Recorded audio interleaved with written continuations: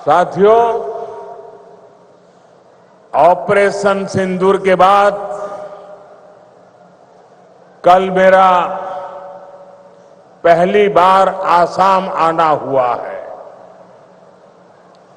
मां कामाख्या के आशीर्वाद से ऑपरेशन सिंदूर को जबरदस्त सफलता मिली।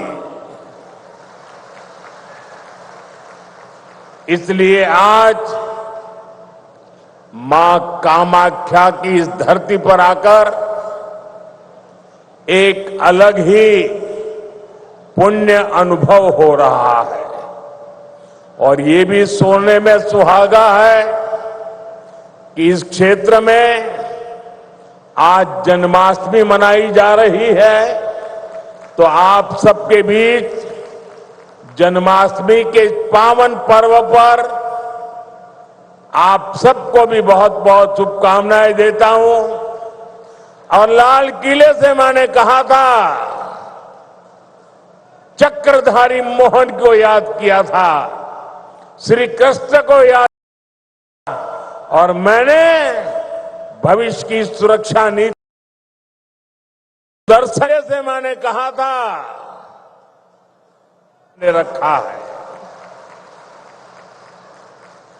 साथियों, हमारा ये मंगलदोई तो वो स्थान है जहां संस्कृति की त्रिवेणी, इतिहास के गौरव और भविष्य की आशा सबका संगम एक साथ होता है। ये क्षेत्र असम की पहचान का भी केंद्र बिंदु है। प्रेरणा और पराक्रम से भरी इस भूमि पर आप सभी जनता जनार्दन के दर्शन करने का सौभाग्य पाकर मैं धन्य हूं। और पराक्रम से भरी इस भूमि पर आप सभी जनता जनार्दन के दर्शन करने का सौभाग्य पाकर मैं धन्य हूं। भाइयों और बहनों, कुछ दिन पहले ही हमने भारत रत्न सुधा कंठो भूपेन हजारी जी का जन्म दिवस मनाया है। कल उनके सम्मान में हुए एक बहुत बड़े कार्यक्रम का हिस्सा बनने का अवसर मुझे मिला। असम की ऐसी महान संतानों ने, हमारे पूर्वजों ने जो सपना देखा था, आज बीजेपी की डबल इंजन सरकार उसको पूरी ईमानदारी से पूरा करने में जुटी है। भाइयों बहनों, कल जब मैं भूपेन दा की जन्म शताब्दी दिवस के कार्यक्रम में था तो रात को मुझे मुख्यमंत्री जी ने एक बात बताई और आज सुबह मुझे वो वीडियो भी दिखाया। ये देख करके मुझे बहुत गहरी चोट पहुंची।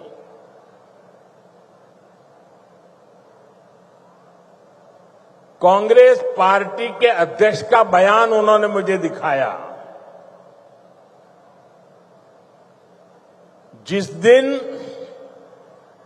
भारत सरकार ने इस देश के महान सपूत असम के गौरव भूपेन दा हजारिका जी को भारत रत्न दिया, उस दिन कांग्रेस पार्टी के अध्यक्ष ने बयान दिया था। उस समय मेरे ध्यान में नहीं आया था, आज मुझे वो दिखाया गया। कांग्रेस पार्टी के अध्यक्ष ने कहा था कि ये मोदी नाचने गाने वालों को भारत रत्न दे रहा है। साथियों, 1962 में चाइना के साथ जो जंग हुआ, उसके बाद पंडित नेहरू ने जो कहा था, वो घाव नॉर्थ ईस्ट के लोगों के वो घाव आज भी नहीं भरे हैं। और उस घाव पर कांग्रेस की वर्तमान पीढ़ी भी नमक छिड़कने का काम कर रही है। मैं आमतौर पर मुझे कितने ही गालियां दे, मैं तो भगवान शिव का भक्त हूं, सारा जहर निगल देता हूं।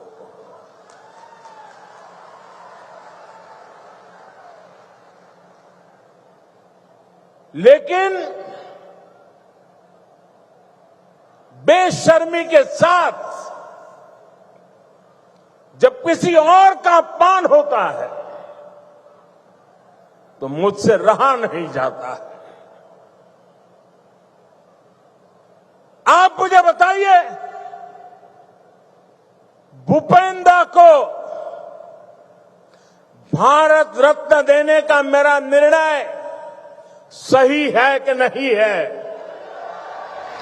पूरी ताकत से बताइए, सही है कि नहीं है? भूपेंद्र को भारत रत्न दिया, उसका कांग्रेस ने मखौल उड़ाया, वो गलत किया कि नहीं किया? असम के बेटे का, भारत के सपूत का कांग्रेस ऐसे अपमान करती है, बहुत दर्द होता है। साथियों, मैं जानता हूं इनकी पूरी इकोसिस्टम आज टूट पड़ेगी मुझ पर कि मोदी फिर से रोना रोने लगा। मेरे लिए तो जनता जनार्दन ही मेरा भगवान है, और मेरे भगवान के पास जाकर के मेरे आत्मा की आवाज वहां नहीं निकलेगी तो कहां निकलेगी? यही मेरे मालिक है, यही मेरे पूजनीय है, यही मेरा रिमोट कंट्रोल है। मेरा और कोई रिमोट कंट्रोल नहीं है। 140 करोड़ देशवासी मेरा रिमोट कंट्रोल है। और इनका तो अहंकार इतना है कि नामदार जब कामदार की पिटाई करते हैं और दर्द के कारण अगर कामदार के मुंह से दर्द की आवाज निकल जाए तो उस पर ज्यादा जुल्म करते हैं कि तुम्हें रोने का भी अधिकार नहीं है। तुम नामदार के सामने कामदार होकर के कैसे रो सकते हो? ऐसा अहंकार सार्वजनिक जीवन में शोभा नहीं देता है। असम के लोगों ने, देश के लोगों ने, संगीत प्रेमी लोगों ने, कला प्रेमी लोगों ने, भारत की आत्मा के लिए जी जान लगाने वाले लोगों ने कांग्रेस से जवाब मांगना चाहिए कि आपने भूपेंद्र का अपमान क्यों किया? भाइयों बहनों, असम की सांस्कृतिक विरासत का सम्मान, संरक्षण और असम का तेज विकास, ये डबल इंजन सरकार की प्राथमिकता रही है। जरा एसपीजी के लोग कोई भाई वो चित्र बना के लाए हैं, वो शायद देना चाहते हैं। जो चित्र बना के लाए हैं उनसे मेरी प्रार्थना है कि आप पीछे अपना नाम पता लिख लीजिए। मैं जरूर आपको चिट्ठी लिखूंगा। बहुत सुंदर तस्वीर आपने मेरी मां की तस्वीर भी बनाई है। असम का ये प्यार मैं कभी भूल नहीं सकता हूं। वो एक नौजवान कब से एक गमोछा लेकर के खड़ा है, वो भी ले लीजिए। मेरे लिए तो ये जन्माष्टमी का प्रसाद है। आसाम की कोई गरीब मां ने ये गमोछा बनाया होगा। बहुत बहुत धन्यवाद भैया आपके इस प्रसाद के लिए। मैं आपका बहुत आभारी हूं। मुझे मिल जाएगा, दे दीजिए भैया, मिल जाएगा। मैं बहुत आभारी हूं आपका। एक और भी ले लीजिए, शायद वो हेमंता को देना चाहता है। हेमंता को देना चाहता है।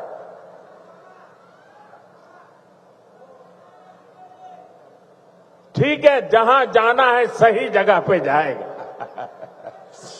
बहुत आपका प्यार के लिए धन्यवाद नौजवान।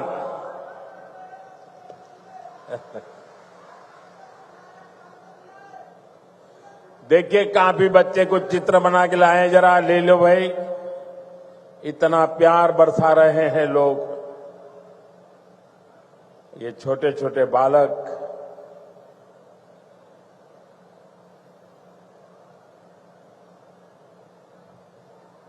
ऐसा सौभाग्य कहां मिलता है भाई। थैंक यू दोस्त, थैंक यू भैया, थैंक यू। आप दोनों भाई हैं क्या?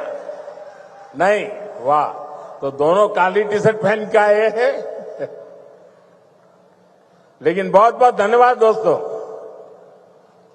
साथियों, सरकार और असम वासियों के साझा प्रयासों से आज असम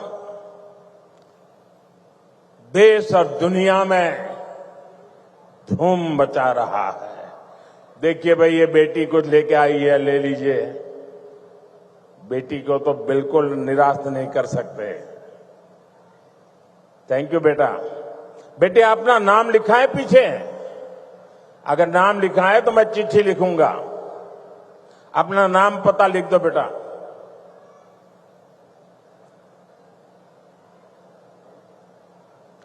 साथियों, आज भारत दुनिया का सबसे तेजी से ग्रो करने वाला देश है। वहीं असम भी देश के सबसे तेजी से ग्रो करने वाले राज्यों में एक बन गया है। एक समय था जब असम विकास में पिछड़ा हुआ था, देश के साथ कदम ताल नहीं कर पा रहा था। लेकिन आज असम करीब करीब 13% की ग्रोथ रेट से आगे बढ़ रहा है। बेटा बहुत बहुत धन्यवाद। साथियों, 30% ग्रोथ, 13% ग्रोथ, ये बहुत बड़ी अचीवमेंट है। ये आपकी अचीवमेंट है। हो जाए ताली आज आपके नाम पर। हमारे नाम पर तो आप बहुत तालियां बजाते हैं। मैं आज आपके पसीने पर ताली बजाना चाहता हूं।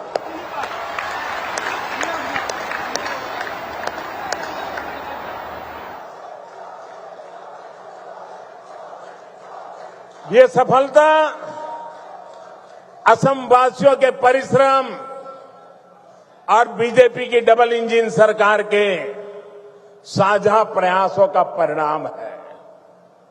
मुझे खुशी है कि असम की जनता इस पार्टनरशिप को लगातार मजबूत कर रही है। इसलिए तो हर चुनाव में हेमंता जी और उनकी टीम को बार बार भारी समर्थन मिल रहा है। हाल में हुए पंचायत चुनावों में भी असम ने हम सभी को ऐतिहासिक विजय दिलाई है, अपना आशीर्वाद दिया है। साथियों, भाजपा सरकार असम को भारत के विकास का ग्रोथ इंजन बनाने के लक्ष्य के साथ काम कर रही है। आज का ये कार्यक्रम भी हमारी इसी संकल्प का हिस्सा है।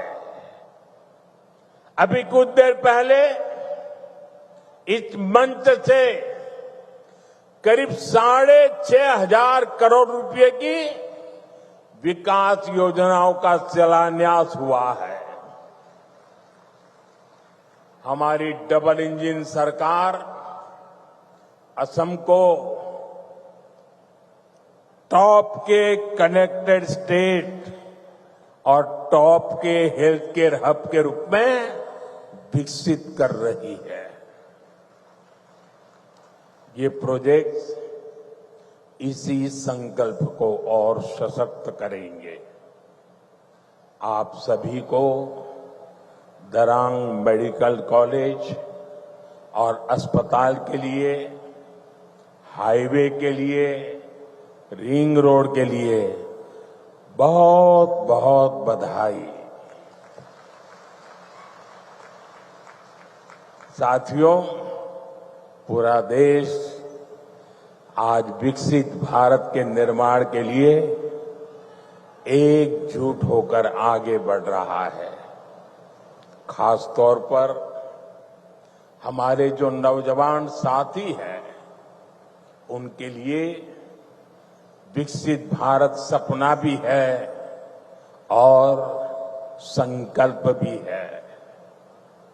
और इस संकल्प की सिद्धि में हमारे नॉर्थ ईस्ट की बहुत बड़ी भूमिका है। ये मैं सिर्फ इसलिए नहीं कह रहा हूं कि मुझे आप लोगों के प्रति बहुत प्यार है, बहुत सम्मान है, नॉर्थ ईस्ट के प्रति मेरा लगाव है, सिर्फ इसलिए नहीं कह रहा हूं। मैं इसलिए कह रहा हूं, इसके पीछे ठोस कारण है। आजादी के बाद बड़े शहर, बड़ी इकोनॉमी, बड़े बड़े कारखाने पश्चिम और दक्षिण भारत में ही विकसित हुए। इस दौरान पूर्वी भारत का बहुत बड़ा इलाका, बहुत बड़ी आबादी विकास की दौड़ में पीछे रह गई। अब भाजपा सरकार इस स्थिति को बदल रही है। 21वीं सदी के 25 साल बीत चुके हैं।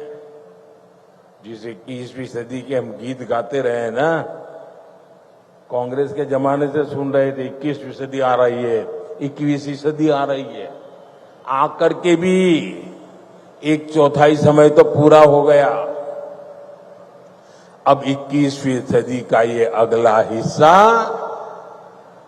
ईस्ट का है, नॉर्थ ईस्ट का है।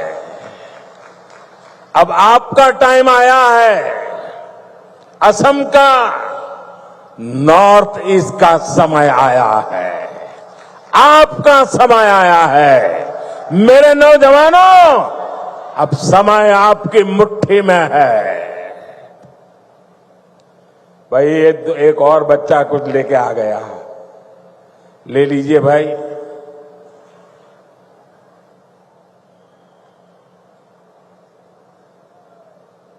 अब ये लोग भी मेरी मुसीबत जान लेते हैं। मां का चित्र लेके आते हैं तो मन करता है बस ले लूं।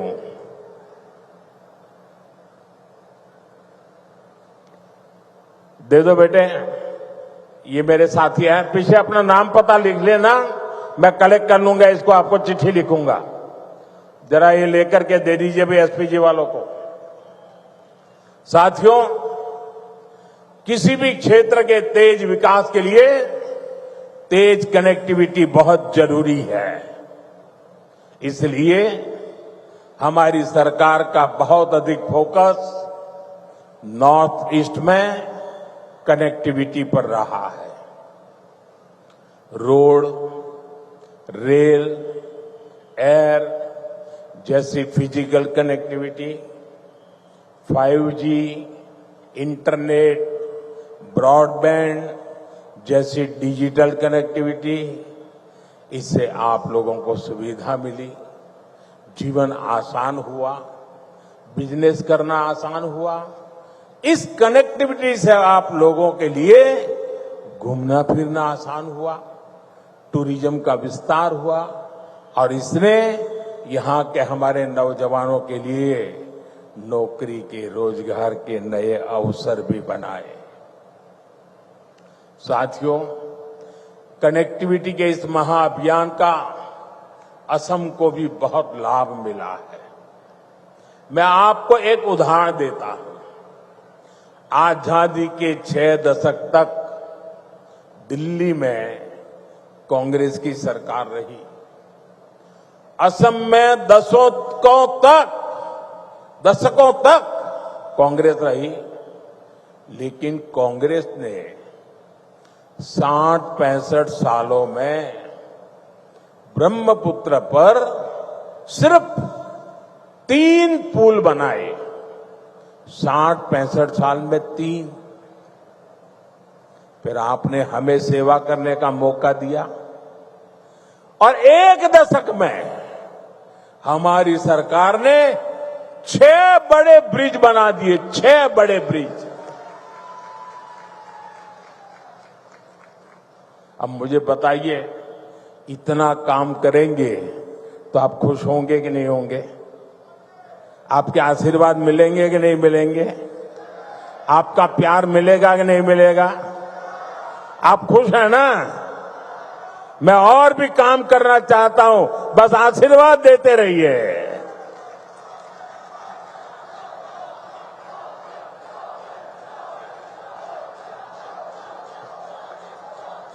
आज भी कुरवा नारंगी ब्रिज का शिलान्यास हुआ है।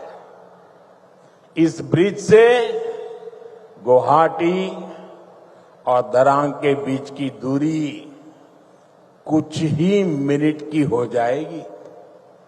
इससे आम लोगों के समय और पैसे की बचत होगी, ट्रांसपोर्टेशन सस्ता होगा, टाइम कम लगेगा, ट्रैफिक की परेशानियां कम होगी और इसके कारण कीमतें भी कम होती है। साथियों, नई रिंग रोड से आपको बहुत फायदा होगा। जब ये बन जाएगी तो ऊपरी आसाम की तरफ जाने वाली गाड़ियों को शहर में आने की जरूरत ही नहीं पड़ेगी।